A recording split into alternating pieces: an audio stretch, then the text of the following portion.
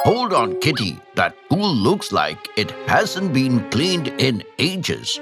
It could be crawling with parasites, some of them dangerous enough to attack your brain. Wait! Seriously? How could something that tiny do that? Good question. Let's break it down by asking, what really happens if a brain-eating amoeba gets inside you? Zoom in! On a blazing summer afternoon, you decide to dive into a pool. As the cold water splashes over your head and shoots up your nose.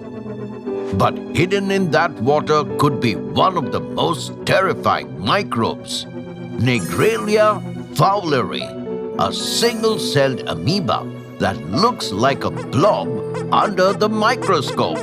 Most of the time, this little amoeba is harmless.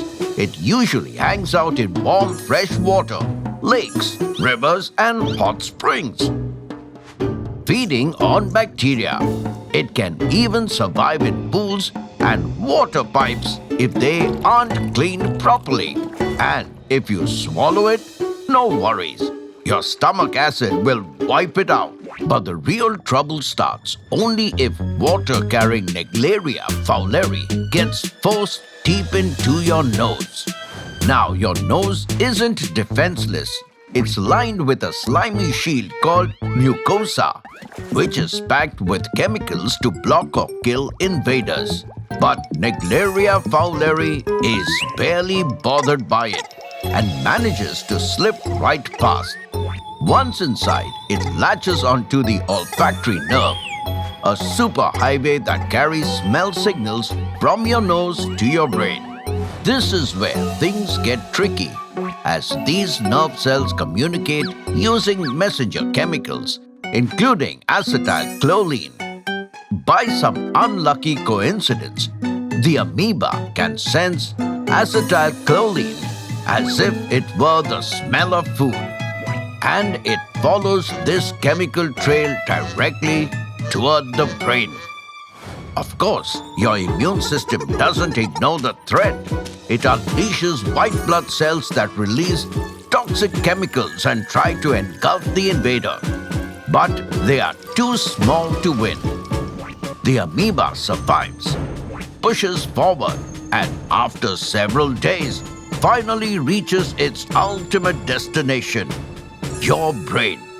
The worst part is, during this silent journey, which can take between 1 and 9 days, you wouldn't notice anything unusual. But once the amoeba reaches the olfactory bulb, the brain's smell center, the nightmare begins. Here, Naegleria fowleri starts attacking brain cells, releasing destructive molecules that rip holes in them. As it feeds, it multiplies and can even evolve into a creepier version of itself with a dozen suckers called food cups that look like giant eerie mouths, tearing large bites out of living brain cells. This is when you'll start to feel something off in your head as symptoms like headaches, fever, and nausea begin to appear.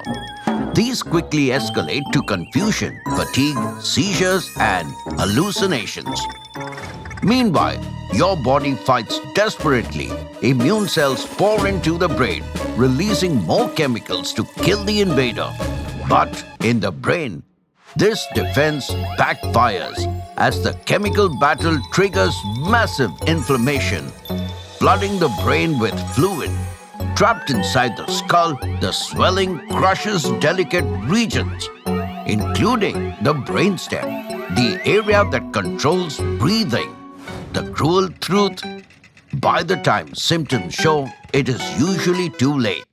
The disease called primary amoebic meningoencephalitis ends about 97% of victims, often within a week. Only a handful of people worldwide have survived. But should you panic every time you go swimming? Not at all. Infections are extremely rare, and only a few hundred cases have been reported in decades. Just make sure not to enter a dirty pool and you'll be fine. Trivia time! Did you know Nicklaria has existed for over 1 billion years, evolving long before complex animals appeared? Also, properly chlorinated water kills the amoeba quickly. Sketching time! Today's sketch of the day goes to Amy Ainsley. Hope you learned something mind-blowing today. Until next time, it's me, Dr. Binox, zooming out. What's on your mind?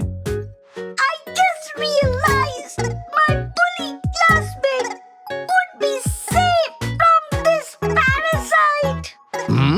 How come? Because bullies lack brain cells for the amoeba to feed on.